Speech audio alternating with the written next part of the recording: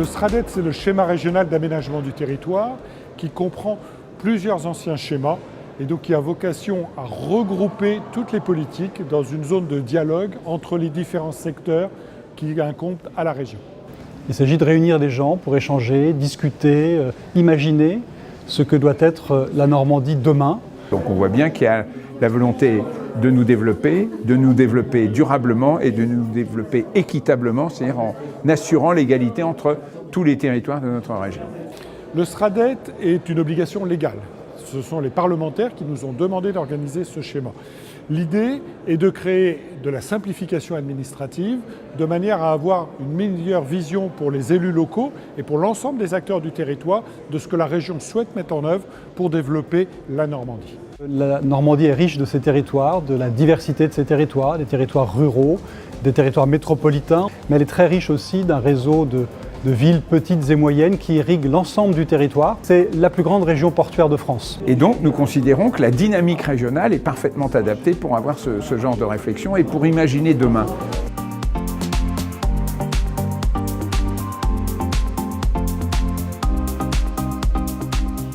Tout d'abord, l'idée, c'est une présentation commune qui ensuite aboutit à la mise en place d'ateliers pendant lesquels tous les interlocuteurs ont pu s'exprimer librement et en concertation sur les différents sujets que l'on a pu évoquer. L'objectif étant d'arriver à ce que toutes les opinions soient récoltées au cours de cette journée afin de fournir un document global représentatif des volontés de tous les acteurs régionaux.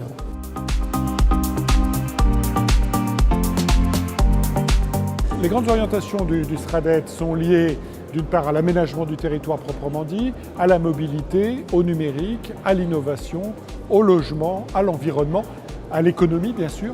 De nombreux thèmes qui existent déjà aujourd'hui mais qui sont disséminés et l'objectif aujourd'hui est de ramener toutes ces différentes orientations avec une vision commune, politique qui permet d'avoir un aménagement organisé de l'ensemble du territoire. Donc cette journée ouverture à 14h par Monsieur Lefranc, donc vice-président de région, qui nous a rappelé l'enjeu de ce SRADET et nous avons été répartis dans des ateliers.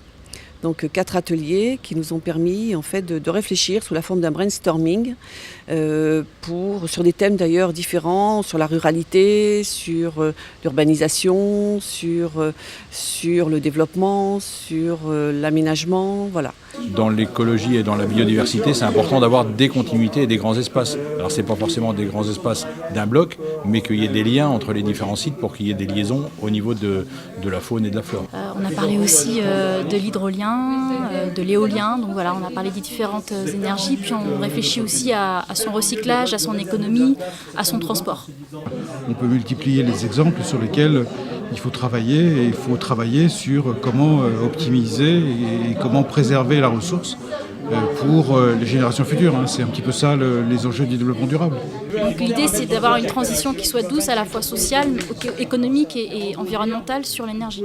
On a évoqué à la fois les risques naturels, donc littoraux notamment qu'il peut y avoir dans notre région, et aussi les risques technologiques, que ce soit par exemple au Havre où on a tout un tas d'usines Céveso, ou le Nord Cotentin avec le nucléaire.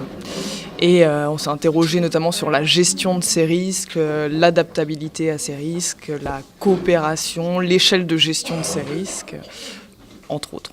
Dans le cadre de mon travail sur les politiques du logement et de l'habitat, on a forcément ce regard-là d'arriver à trouver des solutions pour rapprocher les logements, des commerces, des emplois, des services, pour arriver à structurer des bassins de vie dans lesquels les gens peuvent non seulement vivre, mais aussi travailler, se distraire et habiter en fait tout simplement leur territoire.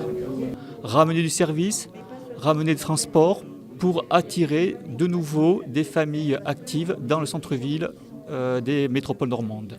Le réseau numérique, il est crucial pour la Normandie, pour permettre l'attractivité des entreprises. Donc éviter de cloisonner les territoires, c'est avant tout les prendre dans leur diversité, tout simplement. Donc est-ce qu'on crée des lignes de chemin de fer vers toutes les villes, ou on crée des lignes de bus à la place, moins coûteuses, ou alors du covoiturage en fonction du besoin? Alors le rôle du groupe à notre table était de s'imaginer en personnes de plus de 80 ans en 2040. La Normandie que nous avons imaginée, c'est une Normandie où il fait bon vivre en liberté. Pouvoir soit avoir accès à des services de santé, soit bénéficier de ce que le numérique va nous apporter en matière d'e-santé, puisque c'est comme ça que l'on appelle ces services de santé à distance. Il y a eu un constat que l'offre fluviale n'était pas assez connectée.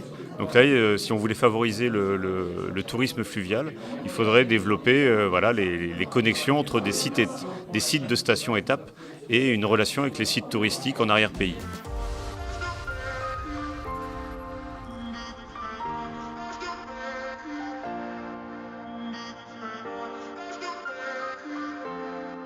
L'intérêt, je pense, aujourd'hui, c'est aussi qu'il est fait en concertation. Et on a là autour de la table une diversité d'acteurs. Je pense que c'est important. On est différents acteurs économiques normands, donc les points de vue ne sont pas forcément les mêmes, ce qui permet d'ouvrir son point de vue vers celui des autres et des contraintes autres. On a donc un spécialiste des transports de l'énergie, en face on a un agriculteur, donc ce qui est assez intéressant, c'est finalement la diversité des opinions au sein de cette table sur la question de l'énergie. On est dans l'explication, dans l'écoute, et ce moment d'écoute, avant de dégager derrière des enjeux importants, c'est un moment où l'ensemble du territoire se parle. On peut espérer que le Stradet Normandie et les réflexions qui sont menées à partir d'aujourd'hui sur ce Stradet Normandie puissent amener justement à avoir un schéma régional qui soit à la hauteur des ambitions de notre région. Les 3 mots-clés, je pense, c'est mobilité, adaptabilité et innovation. Attractivité, écomobilité et communication. Qualité de vie, attractivité, développement économique et développement touristique. Innovante, déterminée et conquérante. Agréable à vivre, chaleureuse et puis dynamique. Solidaire, accessible, souriante. Le 2 octobre, se sont tenues les premières assises des développements des territoires. C'est une nouvelle concertation, c'est une nouvelle organisation que la région souhaite mettre en œuvre. Nous réunissons régulièrement les collectivités locales, nous allons les voir, elles viennent nous voir. L'idée, cette fois-ci, était de faire un bilan au bout de 18 mois de la nouvelle mandature à la région, de pouvoir échanger ensemble. Et c'est un format, vu les résultats que nous avons eus, que nous allons renouveler tous les ans. Il apparaît aujourd'hui que la région Normandie veut être un territoire solidaire, connecté, durable, attractif. Et nous voyons bien que finalement, ce qui intéresse les Normands, mais c'est peut-être lié à leur tempérament, c'est un équilibre. C'est l'équilibre entre les territoires, c'est l'équité et la solidarité entre les personnes qui y vivent, c'est finalement la capacité d'innovation, c'est la maîtrise, la préservation et la valorisation des ressources de notre territoire. On voit bien que quelques axes majeurs se dessinent sur lesquels nous allons pouvoir maintenant décliner l'ensemble des propositions. Aujourd'hui, le Stradet est toujours en phase d'élaboration. Et donc rien n'est terminé, il faut que les collectivités locales, il faut que les représentants associatifs et institutionnels continuent à nous envoyer leurs contributions. Le Stradet sera voté fin 2019 et là non plus il ne sera pas terminé puisqu'ensuite il s'agira de le mettre en œuvre. Il deviendra prescriptif, notamment pour l'élaboration future des SCOT et des PLUI pour l'ensemble des territoires. Donc ce n'est que le début d'une aventure.